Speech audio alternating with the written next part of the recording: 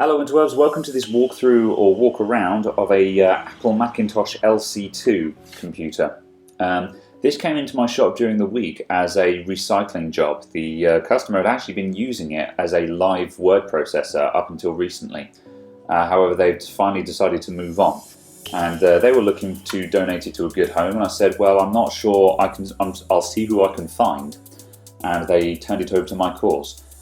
So I thought I'd set it up and have a look at it, mainly because not only is it one of the oldest Macs that I've seen, this one is, I believe it's 93, the model dates back to 92 though, but in addition to that, it's interesting just purely by the fact that it's fully functional and operating. So I thought I'd give you guys a bit of a walk around. We'll have a look at it, learn a bit about it, and it might be of interest. So let's start by having a look on the interior.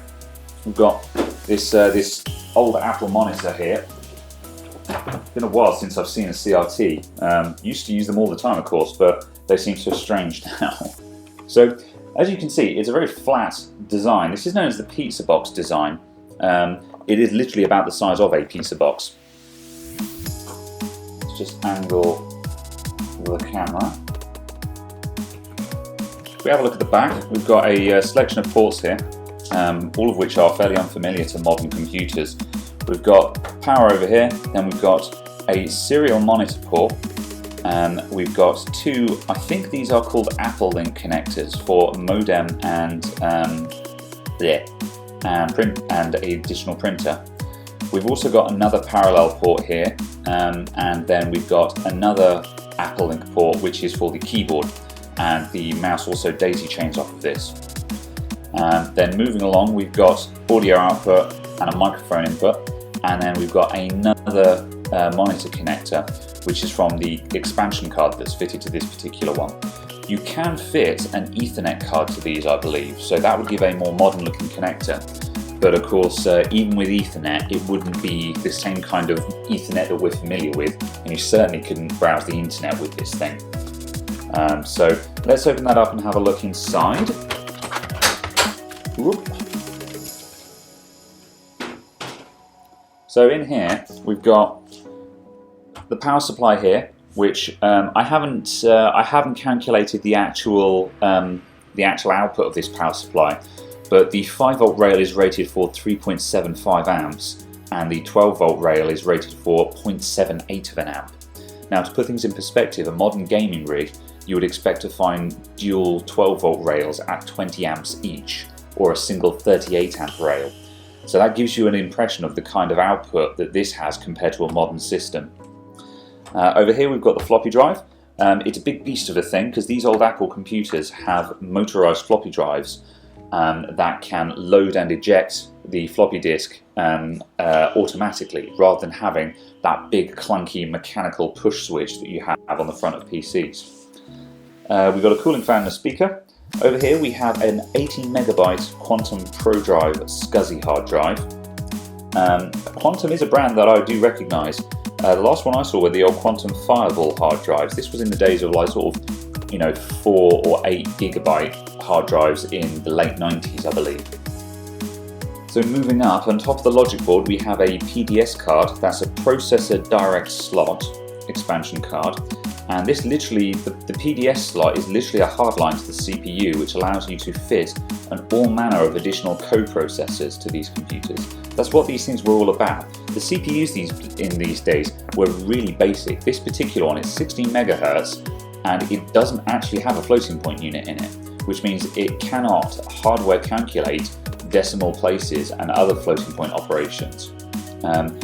And so instead what you did was you had expansion cards to fit additional coprocessors to do all this stuff for you. So on this particular one, this is a Power Color server card. It's got a Texas Instruments video coprocessor that's capable of 24-bit color. It's got a couple of other controllers on it which I'm not entirely sure of their function. And then here we have an empty socket where you can fit a floating point unit, which would drastically increase the mathematical capabilities of this computer. There were other Macs from around the time that had a more advanced CPU with a built-in floating point unit, but this one completely lacks it. So if you wanted to work out, say, 2 to the power of 3 or 2 cubed, this computer would have to do 2 times 2 times 2. Whereas with a floating point unit, it could literally just say 2 cubed and calculate that natively straight off the bat. So obviously that massively held back the processing power of this computer. However, the name LC literally means low cost. This was a low cost Mac. It was the eMac of its day. So let's just lift this card out and have a look underneath. So under here we've got another selection of chips. We've got an AMD bus controller here that's controlling most of the I/O features of the computer. Probably has the built-in SCSI controller and controls the various other ports at the back. Here is the actual CPU. This is a Motorola 68030 chip. It, as I aforementioned, is 16 MHz and probably has less memory than my wristwatch. Then over here we've got a selection of onboard memory. We have video memory and then expansion memory. This thing has a total of 8 MB of RAM. However, it does have the features of virtual memory, which means it's got an additional 2 MB of virtual memory for 10 MB total RAM. So that gives you an idea of the raw processing power of this thing. So let's put this thing back together and fire it up.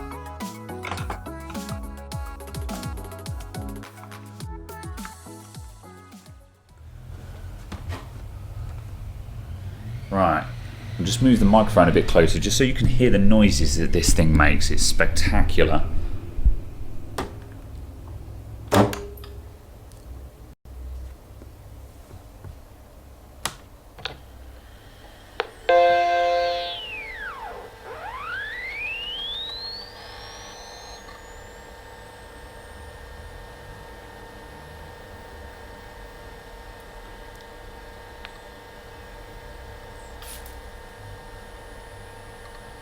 I don't know how much the microphone can detect, but the whine coming off of this screen is incredible. Incredible in a outrageous manner, not in a good way, because it's going straight through my ears. And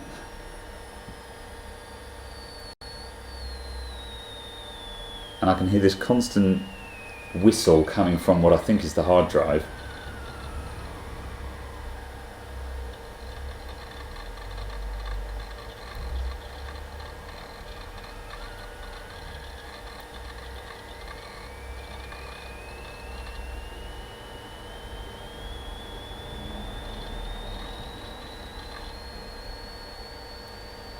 I'm just going to see if I can do anything about the scanning of the screen. One moment.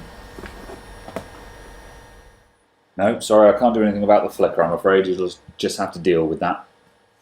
However, now it's started up, as you can see, we have got a colour screen, but you can see from the dithering of the background and the grayscale that this thing was designed to work in black and white as well as colour. This was one of the first personal computers, and by personal computer I mean something that you could realistically buy in a family household. That could actually do colour. So it was obviously expected that this would be available for black and white or colour screens.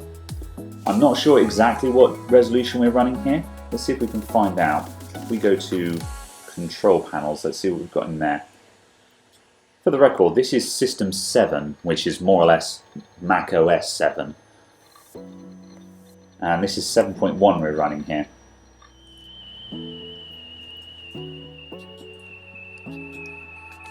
Look at that, we can go to thousands of colours.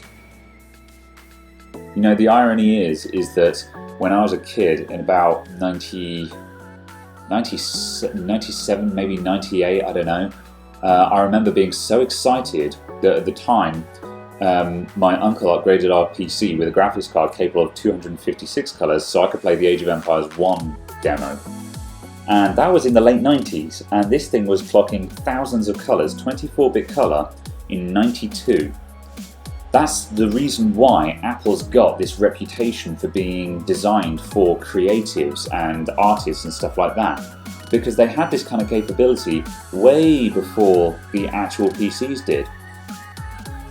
So I haven't been able to work out exactly what resolution we're running at, I'm afraid, so I can't answer that question for you, but I think it's VGA, which would be 640 by 480. So let's close that and let's see what else we've got here. Right, we've got the system folder as normal, and we have, yeah, so grand total, that's it, that's everything. That's the entire contents of this computer. So we've got all this PageMaker, Type Styler, Word and Illustrator. And one of the original owners of this computer, so I'm told, was a desktop publisher, which explains the choice in applications here. So hence we've got Illustrator and TypeStyler, I presume, are both desktop publishing programs, and then we've got Word for dealing with the copy. PageMaker, that's again probably desktop publishing, but I don't know anything about that one, I'm afraid, so I can't answer any questions there. So the entire system folder is 26.3 megabytes and is using 2 megabytes of system memory, according to the About This Mac there. Let's start up Microsoft Word and see what that looks like. Before we go any further though, I think I'm just going to drop this thing back down to 256 colours. That definitely seems to be having an adverse effect on performance.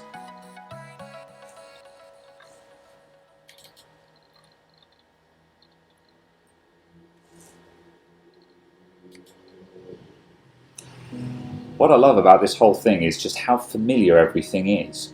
The number of colours and the multiple screen support with the identify button and the drag monitors to rearrange them. This is ironically so similar to how a modern Mac still is. The fact that you could still have multiple monitors connected to this thing and arrange the way that you have your monitors set up, either left and right or top and bottom and so on. It's amazing to see something that is so weirdly familiar on a system that's so old. Whereas of course Windows by comparison is night and day different. It's completely unrecognisable from the previous versions. But this, despite the fact that I've never used System 7 before, I'm figuring this out fairly quickly.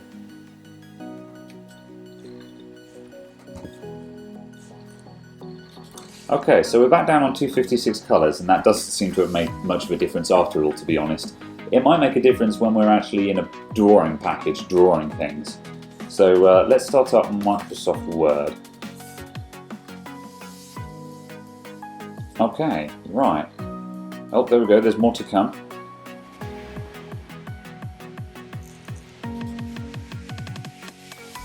Look at that.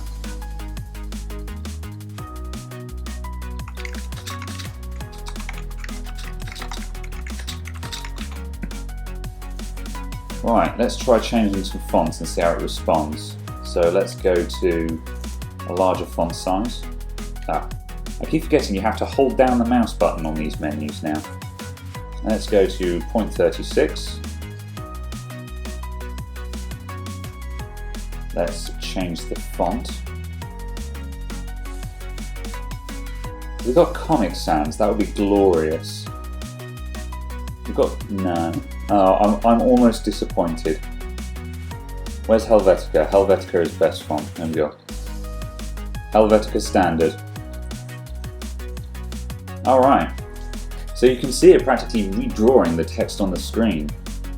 Now without that extra card that we have for the video processing, that would probably be a lot more agonising than it is here. However, that's what all those coprocessors are doing. With the extra processing power, vector drawing for these fonts and things like that is all being handed off to a separate chip from the CPU. Right, I think we're about done for there. So, given more time, I would look into the extra programs that we've got available on this computer, but I think that about wraps it up for this video for now. So, I hope you found this interesting, and for the record, although I've had a look at this computer, I don't collect these things myself, so if you are a collector and you're interested in this thing, then by all means get in touch, because I'd love to see this go to a good home, because unfortunately it's not something that I'm really going to put to use. So, thank you very much for watching, I'll see you next time. Goodbye for now.